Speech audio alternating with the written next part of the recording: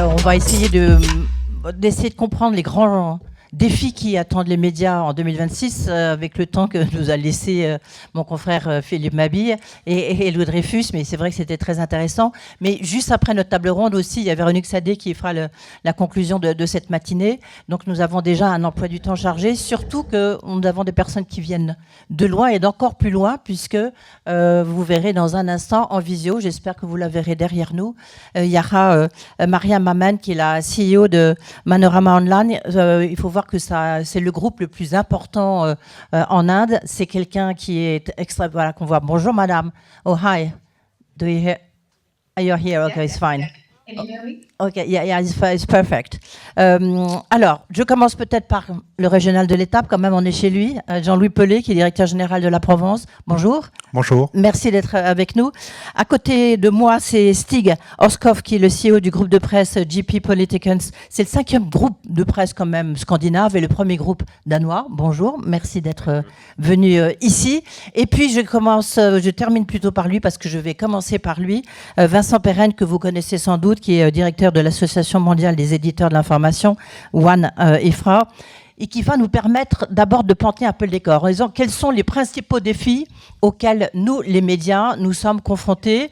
Juste d'une manière un peu anecdotique, en arrivant ici, j'avais un chauffeur de taxi qui me dit « Qu'est-ce que vous êtes ?» Je lui dis « Moi, je suis journaliste. » Et il me dit « Ah, c'est un métier mort. » Je le regarde, je lui dis merci. Pourquoi vous dites ça? Moi, vous comprenez, moi, j'avais des grandes figures. J'ai connu Hassan II, il était marocain. J'ai connu le général de Gaulle, il avait 43 ans. Je ne sais pas très bien comment il a fait, mais enfin bon. Il disait il y avait des grandes figures. Maintenant, on ne nous dit plus rien. Et puis en plus, les gens, là, regardez les gens dans la rue, ils comprennent plus ce que vous écrivez ou ce que vous dites. Waouh, je me suis dit, ça va introduire bien notre table ronde. Je vais commencer donc par vous, Vincent Perrenne. Peut-être vous pouvez nous dire un peu justement le traitement de l'information. Est-ce que finalement, c'est peut-être... il y a une espèce d'exode de l'information. Comment vous l'expliquez? Oui. J'ai eu la même conversation avec un chauffeur de taxi. Décidément, c'est à Marseille. C'est à Marseille que ça se passe. Il est algérien. Non, c'était à Paris. Qui d'ailleurs, effectivement, nous attache à cette question de l'exode informationnel. On avait essayé de structurer en fait ce débat autour des résultats du Reuters Institute qui a été publié il y a 2 semaines. Évidemment, il y a beaucoup d'enseignements dans le rapport et on avait trouvé que la question de l'exode informationnel était importante. Qui y croit d'après les statistiques internationales? Je mettrai simplement un petit bémol parce qu'en fait, ces grandes études qui en général sont censées nous diriger et orienter nos décisions stratégiques et nos pratiques au quotidien, sont souvent aussi très disparates. C'est-à-dire qu'en fait, la situation de l'exode informationnel, c'est un sujet très important dans des pays comme l'Inde, c'est des sujets très importants comme dans des pays comme la Turquie. Enfin, quand ils font, sur les 40 pays qui sont analysés dans ce rapport, on se rend compte que tous les pays ne sont pas logés à la même enseigne. Dans les extrêmes, vous avez la Finlande, où la question de news avoidance, de l'exode informationnel n'est pas un vrai enjeu, parce qu'il y a des structures institutionnelles, il y a une culture à l'éducation des médias, même si le rapport d'ailleurs conteste les effets de l'éducation aux médias. Moi, je suis absolument pas d'accord avec les conclusions du rapport sur ce sujet-là. Donc on se rend compte que voilà, ça cache quand même des grandes disparités. Donc simplement un petit mot de précaution par rapport à ça. Moi, dans les pratiques quotidiennes que je vois, et je vais essayer d'être assez court parce qu'on a très peu de temps, au contact de nos éditeurs à l'international, c'est que évidemment, nous, on est censé essayer de trouver des solutions à cette question de l'évitement informationnel. D'abord, on se rend compte que c'est une question générationnelle. Les moins de 35 ans ne sont pas logés, encore une fois, à la même enseigne que les plus de 35 ans. Ça touche évidemment beaucoup plus ces populations.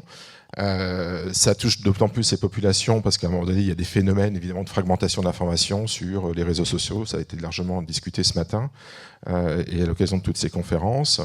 La réponse que nous, en tant qu'éditeurs traditionnels, on apporte, en tout cas moi les éditeurs avec lesquels je travaille, il vient de professionnels de l'analyse de la donnée dans les rédactions. C'est une population qui n'est pas toujours suffisamment valorisée, là, je pense, dans nos rédactions, sur les questions de personnalisation. La personnalisation de l'information, on nous répond oui, mais vous allez en fait ghettoiser quelque part vos lecteurs et vos audiences sur certaines thématiques qui les intéressent, vous allez créer des bulles, etc. C'est un phénomène qui est assez nouveau, enfin je veux dire c'est une compréhension assez nouvelle de la personnalisation, c'est un phénomène qu'on a vu émerger chez nous il y a 4-5 ans. Mais jusqu'où vous allez dans le mot personnalisation? Vous voyez ce que je veux dire? Est-ce que c'est chacun sa propre information qui le concerne, donc avec les conséquences que ça a évidemment sur l'industrie des médias? Il faut creuser le sujet, comme je te disais, il est immature aujourd'hui. On a pensé personnalisation, donc on va te filer de l'information qui correspond à tes besoins, à tes zones d'intérêt. La personnalisation, c'est une notion un peu plus subtile, et moi je trouve ça assez intéressant que grâce aux outils d'IA notamment, on arrive à une meilleure compréhension de ce que c'est que la personnalisation. Il ne s'agit pas simplement de délivrer de l'information qui m'intéresse moi, mais il faut donner le bon ton, il faut donner le contexte, il faut aussi apporter des formats. Et on en vient aussi à une déstructuration ou une hybridation de l'information traditionnelle de la presse écrite sur les usages vis-à-vis de l'audio, vis-à-vis de la vidéo, comme quelqu'un le disait tout à l'heure, et c'est évidemment une vieille antienne, au bon moment, au bon format et de la meilleure façon possible. Il y a aujourd'hui, je pense, un sujet à creuser par rapport à ça. Il ne faut pas laisser tomber la question de la personnalisation. Il ne faut pas avoir peur. Il faut le prendre sous un angle un peu plus holistique. Il ne s'agit pas uniquement de personnaliser les contenus, mais encore une fois de personnaliser le ton, le contexte, la manière aussi de délivrer l'information. Et ça, encore une fois, pour moi, on va être très très court, mais si on me pose la question IA, danger, opportunité, c'est une évidente opportunité par rapport aux capacités éditoriales. Donc, voilà, mais c'est le lien entre l'information, telle qu'un journaliste peut la produire, et le lien que vous faites ensuite avec la déclinaison, que ça soit dans l'IA et les podcasts. Vous voyez, il y a un lien à créer, et c'est ce lien-là où il reste encore très flou. Il reste très flou parce que les pratiques éditoriales dans nos rédactions ne sont pas encore tout à fait adaptées par rapport à ça. Une question de culture, évidemment. Stig, comment ça se passe chez vous? Vous êtes très en pointe. If you want, I can say it in English if you prefer. Did you get it? I would like to have the question in English. Ah, ok. The question in English is. Alors, je vais peut-être la poser d'abord en français. Après, la question, c'est comment votre groupe est très très en avance sur le développement de l'intelligence artificielle et notamment sur tous ces liens entre la digitalisation de l'information et l'information telle qu'elle peut être, puisque vous êtes un groupe de print, vous êtes un groupe digital, et vous êtes aussi un éditeur de presse et aussi un éditeur de livres. Comment est-ce que vous faites, vous, cette liaison? Did you get it? I can do it in English if you prefer. It's up to you. I think I was invited here today because we are leading a news group in Scandinavia, and what we've done is that we have been studying especially young audiences very intensively. And AI is very much a solution to what I'm going to say now. I think I have 3 points for you today. The first one actually reflects what the philosopher up here just said before, Gabriel Alban, and that is that the young users, they don't want to be talked to, they want us to talk with them. They want, the dialogue, they want to be involved in what we're doing. That's a very important lesson. The second lesson is the young audience, they don't believe in institutions. They believe in persons. And what we have been doing in media is that we've been building strong institutions, strong brands. I love our brands, and I think they're very valuable, but we need to understand that trust comes with belief in persons. So one of the reasons I think, I'm not an expert in French media, that Hugo de Crypt is a strong figure in French media is that people can relate to him. So we need to be aware that we need to create that kind of relations between our media. That means we need to create profiles in order to have people that actually give our audiences a chance to create what they consider to be a relation. And the third thing is that if you look at formats, I think you mentioned that as well, Vincent, young audiences, they don't like to read. They like to listen or they like to see video. But they like to consume with their ears.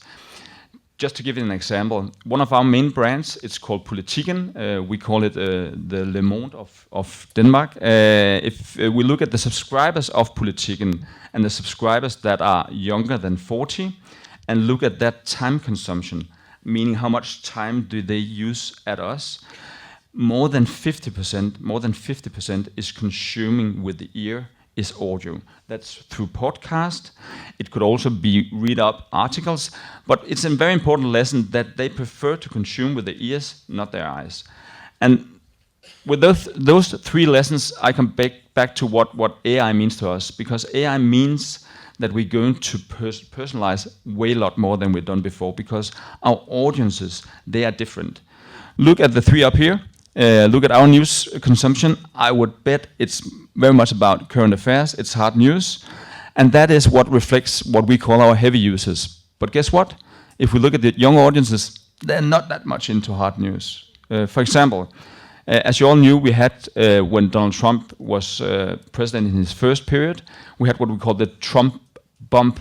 We had a lot of more news subscriptions sold, and a lot of users coming to us. But this time, we got the opposite. We got the Trump dump. And meaning that people are getting tired of news. So news fatigue is a real thing. Yeah. Interesting. Is it your own AI, or how do you implemented it? What we did, we already 5 years ago, we started to dig into this and established our own unit in order to understand how we could take advantage of the new LLMs. And what we did was that on top of actually an OpenAI LLM, we developed our own version of that. So what we have done is that we have developed a sort of, customized LLM for our group based on all of our content. Ok, thanks a lot. On va voir maintenant de votre côté, à la Provence, comment ça s'articule, parce que vous avez une information qui est certes nationale, mais qui est aussi régionale et qui fait la force de votre journal. Comment vous justement, c'est très intéressant quand Stig disait, en fait, les jeunes d'aujourd'hui, ils veulent plus lire, ils veulent écouter, ils veulent plus que ça descende, ils veulent que, en fait, ils puissent dialoguer à la limite avec l'émetteur de l'information. Comment est-ce que vous gérez ça, la Provence? Alors, effectivement, nous, on est surtout centré sur l'information locale. Ouais. Donc, c'est proximité. C'est notre premier axe. Après, par rapport aux jeunes, on a développé beaucoup la vidéo sur TikTok. Alors, on a, comme tout le monde, le problème de la monétisation de ces vidéos. Ouais. Mais c'est un vrai succès. Je crois que sur la PQR, on est sans doute les plus performants sur TikTok. Et là, on travaille sur une appli audio pour avoir la Provence en audio avec un élément conversationnel où on pourra demander ce qu'on a envie d'écouter, et ça sera la Provence en direct en audio. Donc on va la transformer vraiment en radio avec l'intelligence artificielle qui permet de transcrire et de rendre l'article audible et pas du text-to-speech tout simple qui est difficilement acceptable. Oui, en même temps, ça pose un autre problème, mais ce n'est pas forcément l'objet de cette table ronde, mais c'est qu'il faut quand même que notamment les Français, mais aussi les Danois et les Indiens, continuent à lire un petit peu. Donc si on fait tout en audio, parce qu'ils ne veulent plus lire, à ce moment-là, il y a quand même un petit problème de société. Enfin, je ne sais pas, je ne vais pas jouer à la vieille schnock, mais enfin, je pense quand même que c'est une question. Alors l'approche, c'est d'intégrer ce système-là dans notre appli. Donc il y a toujours le texte, mais ça permettra, on prend sa voiture, il y aura le CarPlay, on pourra écouter en allant au travail les principaux titres et les principaux articles de la Provence. Oui, comment faites-vous pour rebondir sur ce que disait Vincent tout à l'heure? C'est cette perte d'exode informationnel, pardon. Comment est-ce que cette fatigue, quelque part, par rapport, il est vrai, à des informations qui sont quand même lourdes à porter? Le privilège de la PQR, c'est qu'on a une information qui est quand même spécifique et unique. On est les seuls à produire cette information. Donc on n'a pas cette fatigue qu'on peut reconnaître quand on met de l'information nationale ou internationale. Donc nous, on a une tendance, enfin c'est pas une tendance, c'est ce qu'on fait, les unes sont toujours régionalisées. On ne fait plus de une sur une info nationale. Et l'information est toujours positive à Marseille, c'est ça que vous nous dites? Et on travaille beaucoup sur l'information positive à Marseille. Malheureusement, on a quelques mauvais exemples, mais on essaie de positiver un maximum l'information. Oui, non, parce que ça, c'est un point positif. On va voir quels sont les principaux défis, justement, en Inde avec vous. Mariam, are you still here? Okay, yes, did you get it? So what is for you the main challenges? I think, just talking to what Stig and everybody else said, I don't understand French, but I presume Stig has done a recap of what everybody said. But a couple of things. We talked about news fatigue. I think it's not so much information and news fatigue, but it is really giving them the right news at the right time and what is interesting. I think there is fatigue in terms of a lot of bad news, but when you give good news, you also see that the traffic is not as much. So there is this whole quandary which we face, that on the one hand, when you talk to people and you do surveys, they say they don't want bad news, but on the other hand, when you give good news, the traffic bump is not as much. The second thing is, of course, this whole generational gap which happens. We have to address two different clienteles. The 35 and above are the ones who actually consume long form. They want to pay for news, so we cannot alienate them. But at the same time, the generation gap, which is there, the youngsters, and as Stig said, this is something that we've also noticed here in India, is that the youngsters don't trust brands, whereas the older generation prefers brands. So the youngsters want to identify with people, and that is something which we, as legacy newspapers, have been very hesitant about. Of course, now we've changed a lot of those things, but that's something which is a legacy problem which we face. Yeah. And then, of course, is this concept, this whole creator economy, which is kind of versioned out there. It is like everybody wants to be a news reporter. Everybody wants to give the news, and that is a problem, because that's a problem, but it's also good. It depends on how you work on it. But the problem is that there's a glut of news, and so people can't make out which is verified content versus what is not verified content. And so there's a lot of noise out there. The good thing is that, especially, I know Stig talked about the Trump bump, which happened in 2017, but it not happened this time around. And that is particularly, I think, what we've seen is that even though Trump bump did not happen, but with all the things that's happening around the world, people have coming back to brands, to kind of legacy brands, to cross-check and see that this is something which is correct or not.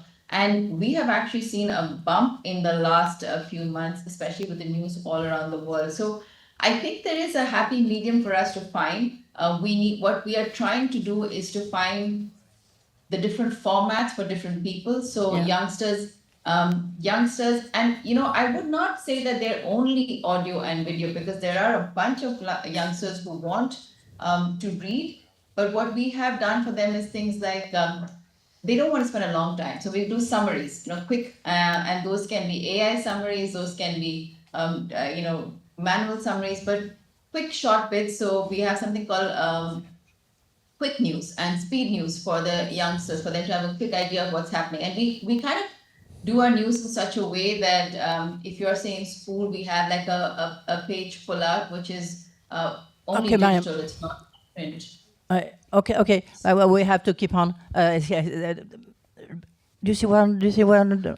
Yeah, I think it's a really good point you come with, Mariam, because I think what my key learning is that we very much need to differentiate, and we need to be able to differentiate the different user needs. A lot of you have heard about the user needs model. Try to address different needs with the user. To give you an example, once again, if you look at men above 50, we love current affairs. We love hard news. We come to the news site several times That's a day. a lot of fun for you. Yeah, and we give a lot of traffic, but it's the same people, elderly men, coming for hard news, and we have been optimizing for that. So we have been organizing our content. We've been organizing our websites for that. What we need to do is to think about our products in another way, exactly as you're saying, Mariam. That we need to think that if you're not a hard news user, you may just come to us 1 or twice a day, then we need to serve it in another way for you. It could be in text, it could be in audio, but we need to really gather for the more individual needs, and we need to listen to them much more heavily than we've done before. En fait, il y a un point. Oh, sorry. Do you want to say something else? No. Il y a un point quand même qui est important qu'a souligné Mariam et Stig, c'est l'importance de la marque. En fait, ce que j'expliquais tout à l'heure très bien Louis Dreyfus, du reste le patron du Monde, c'est qu'il faut une marque très forte. La Provence, c'est une marque très forte. Comment faire pour que ces marques restent importantes? Parce que ça nécessite, il faut de l'information. Vous voyez, c'est quand même le navire amiral, ou pas? Comment vous voyez ça, vous? De mon point de vue, bah oui, vous êtes le patron des éditeurs mondiaux, là, je vous pose la question. C'est fondamental, je veux dire, la question de la marque, nous, elle est au cœur de l'engin de Wanifra. Mais comment conserver cette marque alors que c'est tellement diffus? il faut embrasser les questions d'hybridation au niveau des cultures éditoriales. La question des créateurs de contenu, c'est un sujet qui peut être problématique pour un journaliste qui vit dans un univers, qui a été éduqué et à qui on a dit qu'il faisait de l'information à usage général. Et là, maintenant, on va lui dire qu'il va falloir que tu fasses de l'information plus spécialisée, etc. Il faut clairement engager des réformes de changement culturel dans les rédactions. Moi, je suis personnellement convaincu qu'on ne donne pas suffisamment dans nos marques qui sont très importantes, de pouvoir suffisant aux équipes en charge de la donnée d'audience. C'est un sujet difficile, parce qu'on parle de news fatigue et d'exode informationnel vis-à-vis de nos publics. Moi, je trouve aussi, quand je discute avec nos rédactions, qu'il y a une sorte d'exode de nos journalistes vis-à-vis de ce que c'est que finalement l'audience, comment on la comprend, comment on la dessine, tous ces KPIs qu'on leur donne, qu'on vous donne. Il y a une énorme fatigue par rapport à ça, et il faut pas désarmer.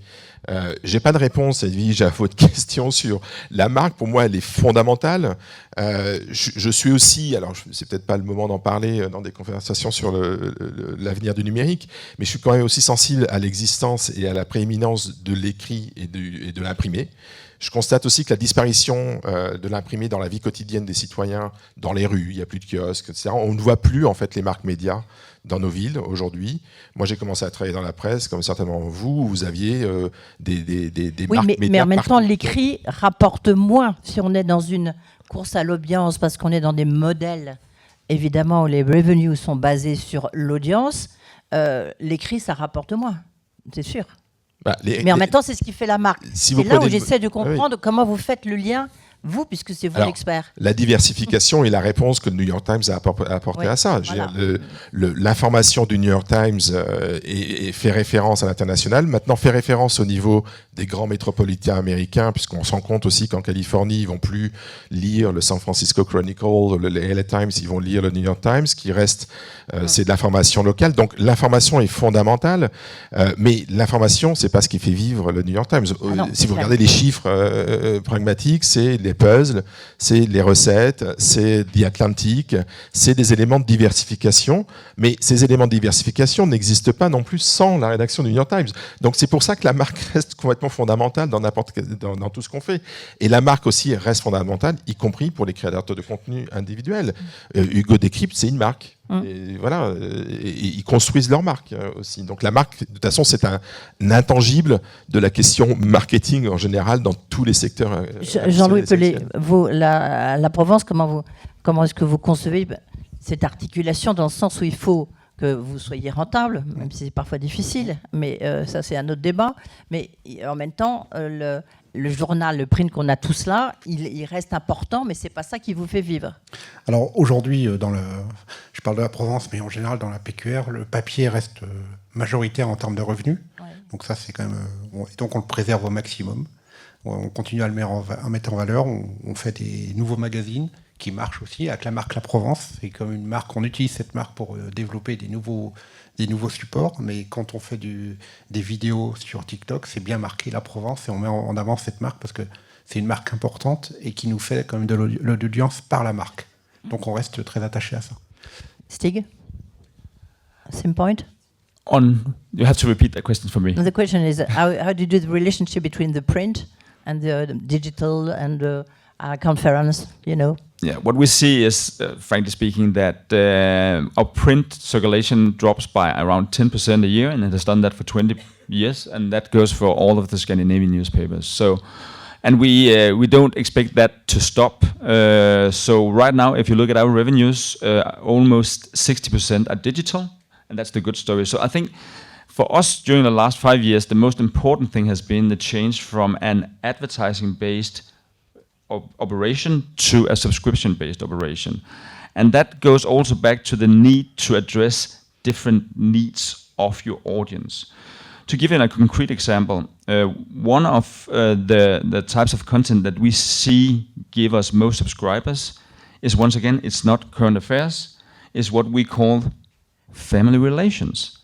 We write much more about family relations, how you struggle with your parents, how you get into fights with your siblings. Those kind of stories, if you treat them seriously, if you dig into them, have the right experts to sort of give you the depth, people engage with that kind of stories. And that is one of our key learnings, is that we need to find another balance between what we normally consider to be the stories of a newspaper that was current affair, that was hard news, and do much more what I think television has been better at, telling the stories about real people, real life issues. And that is one of the learnings in this time and age, that we need to have another balance in the content that we serve our users. And once again, going back to the same argument that I had before, serve them much more personally what they would like to consume. Just one point. I know you are Danish, don't worry. But do you have an idea how it's in Germany? Is it the same roughly, than in Scandinavian area? Excuse me for the question, but take care of the generalizations here. But actually, if you look at one of the greatest successes in Germany, that is Die Zeit, in the type of media that I come from. Die Zeit has done exactly this. Die Zeit has been a paper or a brand known for really, really deep and engaging reporting on current affairs. What they have done during the last couple of years is that they have broken that into segments where they also address, like, not just family relations, they address personal finances, they address even mobility, talking about cars in Die Zeit. And they've done that in order to broaden their appeal to a large audience. Okay. L'Allemagne est un bon exemple aussi de pays où il y a des grandes marques. On parle de Die des marques très fortes, c'est pour ça que je Spiegel, Bild, etc. sont des marques évidemment qui pèsent beaucoup dans le débat médiatique en Allemagne. Oui, c'est sûr, oui, qui continuent à peser. Mais quelle est leur stratégie justement de diversification? Alors, le groupe Springer a décidé de quitter le territoire européen, donc sa diversification et son revenu maintenant est aux États-Unis, puisque il garde Bild certainement pour des raisons qui sont plus liées à l'institution et à la famille Springer. Enfin, visiblement, il ne croit plus aux médias européens. Après, vous avez beaucoup de groupes régionaux qui, effectivement, en termes de diversification, désengagent, effectivement, comme le disait Stig, vont jusqu'au bout et usent la corde jusqu'au bout par rapport au print, parce que c'est quand même très important et c'est ce qui rapporte encore le plus d'argent, mais investissent beaucoup dans des diversifications de verticales. D'ailleurs, Stig le fait à l'international, il est présent en Allemagne également au travers de son groupe. Donc la création de verticales, on en revient toujours un petit peu à la déstructuration d'une information à usage général, donc general purpose, à une information un peu plus spécialisée. Ça n'empêche pas qu'on met l'accent sur la marque et sur le prestige de la marque d'information générale, mais évidemment, les zones de croissance sont plutôt quand même sur des niches verticales ou des besoins spécifiques. Fabrice on parlait tout à l'heure de la question de l'orne, par exemple. On ne consomme pas l'information à Falaise de la même façon qu'on la consomme à Rennes. Donc vraiment une spécificité d'information, et la diversification vient de cette ouverture de ces niches verticales. Mariam, are you still here? Okay. Yes, I'm here. Okay. Just last question. What's for you your main challenges and actions for 2026? Our main challenge now is to go into subscription. So we're in the we are behind US and Europe in terms of print relationship with digital. Print is still 90% of the revenues. Digital is 90. Still much. Okay. Wow. 90% of the revenues, yes. And digital is still a very small percent. Print circulation is going down, but it's not going down as fast as it's going down in the rest of the world. So it's also largely to do with the population, and there is still a bunch of people who are still not touched by print products. So there is a scope for expanding in print. So digital, what we're looking at is basically, not falling into the advertisement trap and moving into the subscription mode sooner than later. And that is really where we're working on. And also we've diversified into different products. We've been working on these products for 20 years, like classifieds products. And that really is where we're looking at scaling up a lot of our revenues, so that to balance out the drop in print with the digital. Ok, thanks a lot. En conclusion, vous le savez, se déroulera ici le Congrès mondial des médias d'information. Ça, c'est l'année prochaine.